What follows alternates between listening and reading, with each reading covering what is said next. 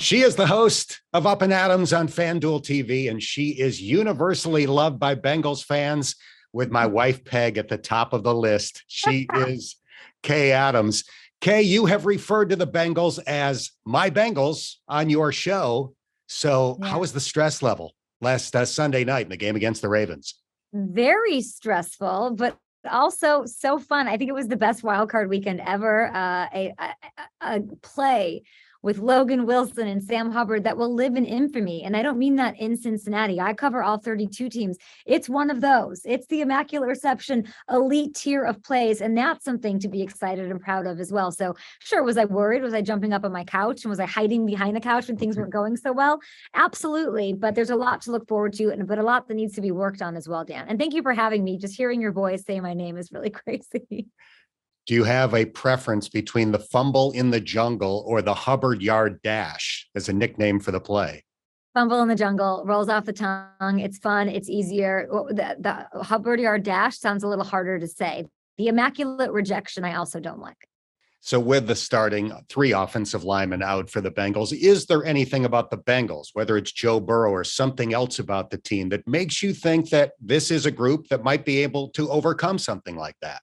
Of course, the passing game looked great in the first quarter between these two teams before the action got suspended in that regular season game. I think Bengals fans are going to travel, and that's going to be meaningful.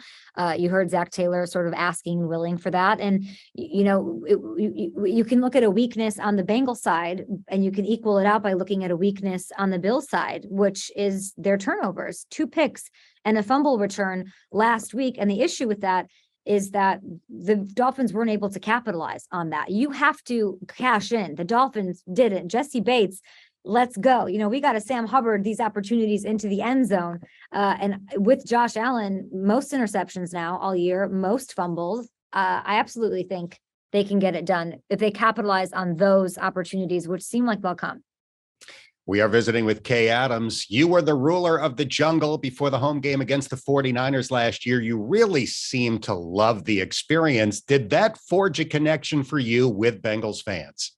It is my favorite day in my NFL career. And I know I wasn't even working and I was just having fun, but I've been to Super Bowls. I've been on the field after Super Bowls. I've been all over the place interviewing them. It was so fun. The energy was so welcoming, so full of gratitude for the moment and enjoying the moment, which is something that I think NFL fans struggle to do.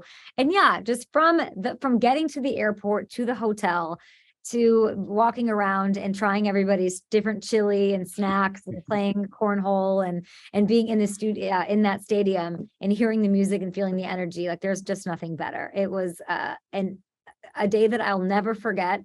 And when I saw even Hoosh on the broadcast on Sunday night doing it, I was like, I wish it was me. Well, there's an open invitation for you to come back in the future and be the ruler of the jungle again. We've got an interesting matchup coming up this Sunday in Buffalo with two teams that just went through a traumatic experience together. What did you think of how Zach Taylor, the Bengals players, and the Bengals fans conducted themselves after the collapse of Damar Hamlin? Oh, with complete class in the perfect right way. It was, in those moments when those things happen, you would expect there to be already guidelines of what's going to take place. No one can predict that would happen or something like that would happen, but it has to be, if you're, as an organization, the NFL has to anticipate things happening, bad things, disasters, good things. What do you do? What's the checklist that we go to? And it seemed a bit in disarray. And I think everyone can agree with that. When in those moments, you look to leadership from the NFL, and you look to who am I looking at on the field? And that was Zach Taylor and Sean McDermott, who I think deserves so much credit and are getting that credit for how they conducted themselves and knowing it was the right thing to not play the game or to at least take a while and go into the locker rooms. And, Zach Taylor, I sometimes, not a gripe, but I sometimes think, like, do you have that in you, that like demonstrative, like fight in you? And everyone from T. Higgins to Joe Burrow told me, of course he does. And you saw it in the weeks after, once, that everything settled, and fans were so gracious. And, this Bengals team knew we're going to not play this game, and it's probably going to take away, some of our options as far as our seating, with what the rule book said.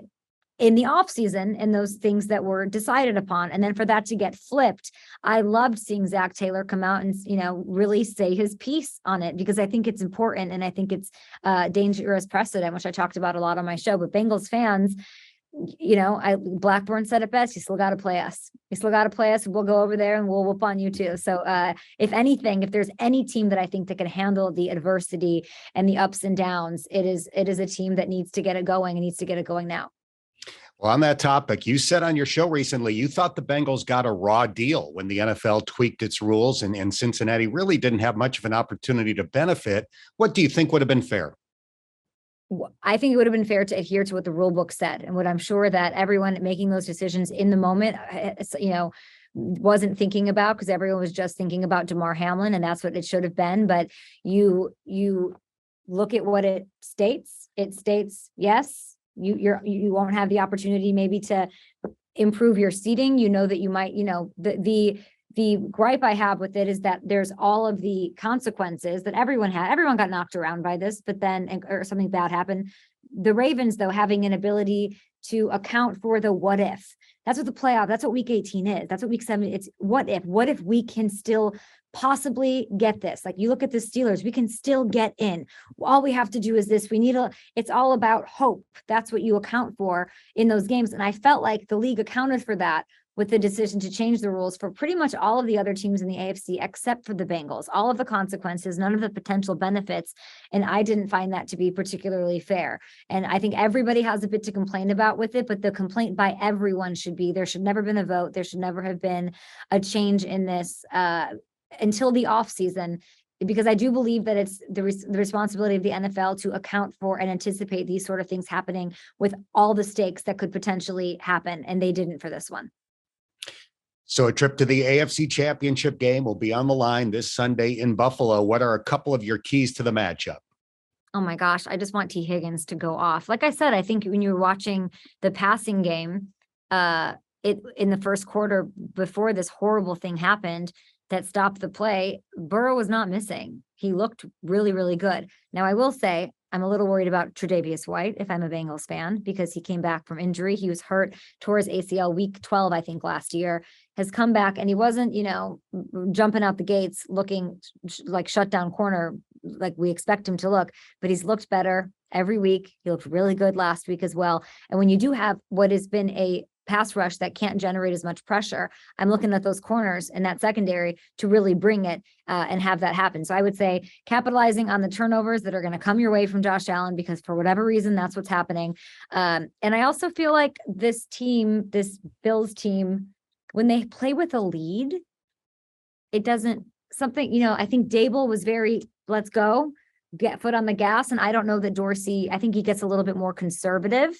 And I just hope that Zach Taylor matches that conservative behavior with more aggressive behavior. That's what I'll say. Okay, you are an honorary member of Who Dey Nation. Like I said, Bengals fans love you, and we love having you on the show. Thank you so much for your time, and I hope we cross paths soon. Dan, I want you to sit there, and every night before you go to sleep, I want you to think about and manifest what calling that Super Bowl winning game for the Bengals for this 2022 season will sound like and look like, and then we'll get there, okay? That sounds like a great idea. And as I said before we started this interview, I cannot be held responsible for my lack of professionalism if that happens. I can't wait to hear it. And I'll probably be there in person, so I'll have to listen to it the next day. But we are looking forward to it, of course. Good luck. Bengals fans, go travel. I know Bengal Jim already bought his tickets. He's headed up there to Orchard Park. So dress warm, but be loud. And I wish I could be there, of course, cheering these Bengals on.